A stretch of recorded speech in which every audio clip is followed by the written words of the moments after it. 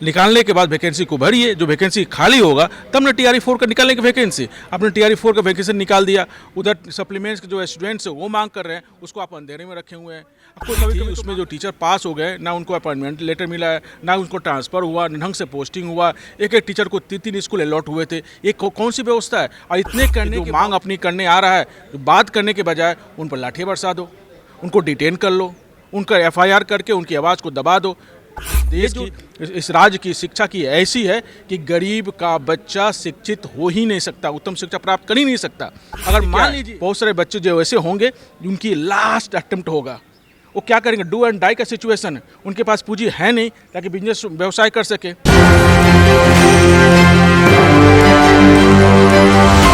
PC TRE 3 के छात्र जहां अभी भी उम्मीद लगाए बैठे थे और उम्मीद लगाए हैं कि सरकार उनकी ओर से सप्लीमेंट्री रिजल्ट जारी किया जाएगा, लेकिन आपको बता दें कि बीपीएससी टीआरई 4 को लेकर भी विज्ञापन अब जो है जल्द ही आने वाला था और शायद आ भी चुका है। इसी मामले पर हमारे साथ बातचीत करने के लिए जनसुराज पार्टी के प्रवक्ता मनोज जी हैं, इनसे सीधे बातचीत करेंगे कि सरकार की ओर से लगातार छात्रों को अभी भी उम्मीदें थी कि बीपीएससी टीआरई 3 के छात्रों को जो है सप्लीमेंट्री रिजल्ट जारी किया जाएगा और जो टाई ब्रेकर में फंसे हैं उनको भी एक बहरी राहत मिलेगी। क्या कहेंगे?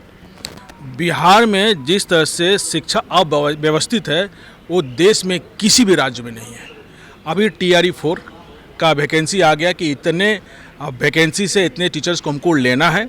इससे पहले टीआरई 3 के जो स्टूडेंट्स हैं सप्लीमेंट के रिजल्ट की मांग कर रहे हैं, तो उस पर शिक्षा मंत्री ये बोल रहे हैं कि सप्लीमेंट का रिजल्ट निकालेंगे। ये कैसी व्यवस्था है? पहले सप्लीमेंट का रिजल्ट आपको निकालना है तो सप्लीमेंट का रिजल्ट निकाल दीजिए, निकालने के बाद वैकेंसी को भरिए, जो वैकेंसी खाली होगा तब ना टीआरई 4 का निकालने की वैकेंसी। आपने टीआरई 4 का वैकेंसी निकाल दिया, उधर सप्लीमेंट्स के जो स्टूडेंट्स हैं वो मांग कर रहे हैं, उसको आप अंधेरे में रखे हुए हैं। आपको कभी कभी तो मांग करते हैं कि उनको लाठियाँ चार्ज कर देते हैं।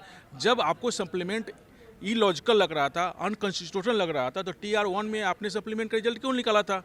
आप बिल्कुल असंवैधानिक तरीके से शिक्षा व्यवस्था को खड़ा कर रहे हैं। एक सर्वे के अनुसार से आया है कि जितने भी सरकारी विभाग है इस राज्य में, उसमें सबसे ज़्यादा करप्शन है, जो भ्रष्टता है वो है शिक्षा विभाग में।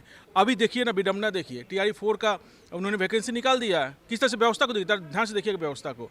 अभी भी जो टीचर की वैकेंसी निकली थी उसमें जो टीचर पास हो गए ना उनको अपॉइंटमेंट लेटर मिला है, ना उनको ट्रांसफ़र हुआ, ना ढंग से पोस्टिंग हुआ। एक एक टीचर को 3-3 स्कूल अलॉट हुए थे। ये कौन सी व्यवस्था है? और इतने करने के बावजूद भी ये देखिए 60,000 करोड़ रुपया का बजट आता है, उतने बजट के बावजूद 5 या 6 बच्चे इस व्यवस्था से निकल करके सफल नहीं होते हैं।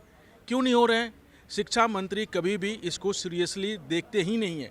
जो भी आता है उस पर हाँ भर देते हैं, अंधेरे में रख रहे हैं। कोई उनसे फरियाद करने जाता है उनको धक्का दे देते हैं, उनके 3 बार 4 बार उनका घेराव हो गया, उसके बाद भी उनको ये समझ में नहीं आती है। बस एक ही काम उनको आता है, शिक्षा मंत्री जी को चाहे मुख्यमंत्री जी को, कि जो मांग अपनी करने आ रहा है, तो बात करने के बजाय उन पर लाठियाँ बरसा दो, उनको डिटेन कर लो, उनका एफआईआर करके उनकी आवाज़ को दबा दो। ये जो बच्चे हैं, आपको एक चीज़ और बता दूँ, मैं गोपालगंज में गया था, वहाँ पर आकाश इंस्टीट्यूट है, वो शिक्षा मंत्री हैं। सरकारी स्कूलों का दुरुस्त करने की जिम्मेदारी उनको दी गई है ताकि गरीब के बच्चे पढ़ के निकलें, लेकिन आकाश इंस्टीट्यूट है जो प्राइवेट संस्था है, कितने लाखों रुपए लेकर के बच्चों को कोचिंग करवाती है, नीट का, आईआईटी का, उसमें उनका फोटो लगा है। वो उद्घाटन करने वहाँ पे गए थे। अगर इतनी तत्परता, इतनी सक्रियता, इतना इंटरेस्ट अगर सरकारी स्कूलों में दिखाते तो शायद सरकारी स्कूलों की स्थिति अच्छी हो जाती है, गरीब के बच्चे पढ़ के निकलते। आज स्थिति इस देश की, इस राज्य की शिक्षा की ऐसी है कि गरीब का बच्चा शिक्षित हो ही नहीं सकता, उत्तम शिक्षा प्राप्त कर ही नहीं सकता। अगर मान लीजिए किसी भी तरीके से मेहनत कर करके शिक्षा प्राप्त कर लिया, अपने स्वयं से स्टडी किया, कंपटीशन की तैयारी किया, और कंपटीशन की तैयारी करके अगर कंपटीशन में बैठता है तो पेपर लीक हो जाता है। पेपर जो लीक होता है वो कौन खरीदता है? अमीर के बच्चे खरीदते हैं, फिर गरीब का बच्चा गरीब ही रह जाता है, और फिर वो सड़कों पर आकर संघर्ष करता है। जो आज गर्दनी बाग में बैठे हैं, जाके देखिए उनकी आर्थिक स्थिति क्या है। बहुत सारे बच्चे जो ऐसे होंगे उनकी लास्ट अटेम्प्ट होगा, वो क्या करेंगे? डू एंड डाई का सिचुएशन है, उनके पास पूंजी है नहीं ताकि बिजनेस व्यवसाय कर सके, उनके पास और कोई सोर्स पैरवी तो है नहीं कि पेपर लीक वाला वो खरीद ले, तो करें क्या? एक बात सब लोग जितने भी महापुरुष इस देश में हुए हैं, इस विश्व में हुए, एक ही बात कहते हैं कि अगर आपके पास कुछ भी बैकग्राउंड नहीं है, कुछ भी नहीं है, आपके पास प्रॉपर्टी नहीं है, बैकग्राउंड नहीं है, तो आप शिक्षित हो जाइए। जब आप शिक्षित हो जाइएगा तो आप अपनी ज़िंदगी को बहुत बेहतरीन बना सकते हैं। लेकिन यहाँ पे शिक्षा को बिल्कुल करप्ट करके रखा है।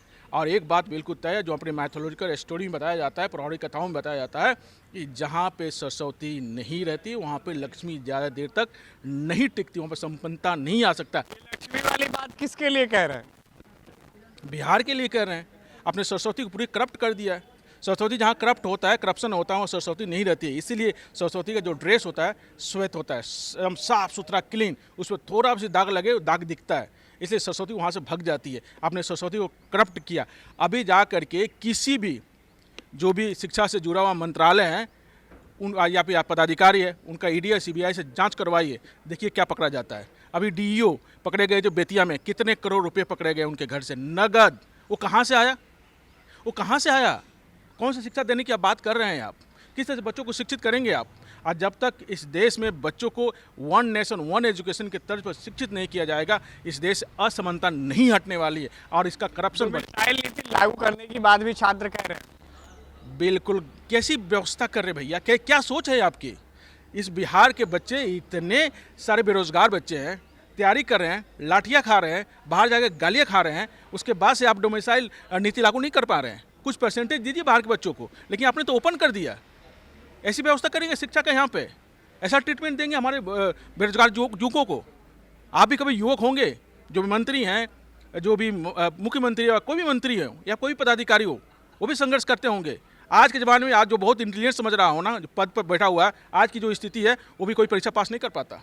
अपने को ज़्यादा इंटेलिजेंट ना समझे कि हमारे बच्चे लाठी और डंडे से पिटे जा रहे हैं, आप बैठे बैठे उनको बोल रहे हैं कि आप गुंडे हैं, उनको बोले आप आतंकवादी है, उग्रवादी है। ये कैसा शब्द है? जिसको पेट भूखा रहेगा और संघर्ष तो करेगा ही, रोड पर उतरेगा ही। और रोड पर उतरने वाले बच्चे कोई अमीर के बच्चे नहीं हैं, सब गरीब के बच्चे हैं, अपने जीवन को सुधारना चाहते हैं। उनके माँ बाप के सपने उनके साथ हैं कि मैं तुम्हारी गरीबी को दूर करूँगा पढ़ाई लिखाई करके। आप उनका चकनाचूर कर रहे हैं। फर्जीवाड़ा बढ़ते जा रहा है, फर्जी डिग्री लगा कर नौकरी दे रहे हैं आप, रोज़ के रोज़ पकड़े जा रहे हैं। टीचर को ऐसी वैकेंसी में भर्ती किए हैं, कोई टीचर स्कूल में नहीं जा रहा है। क्या भविष्य बर्बाद कर रहे हैं बच्चों का? शिक्षा मंत्री को तो इसको मोरल रिस्पॉन्सिबिलिटी लेकर रिजाइन देना चाहिए कि हम शिक्षा में सुधार नहीं ला पाए। 5 साल 3 साल की डिग्री 5 साल 6 साल में आप सेशन को करेक्ट नहीं कर पा रहे हैं, आप शिक्षा को क्या करेक्ट करेंगे आप?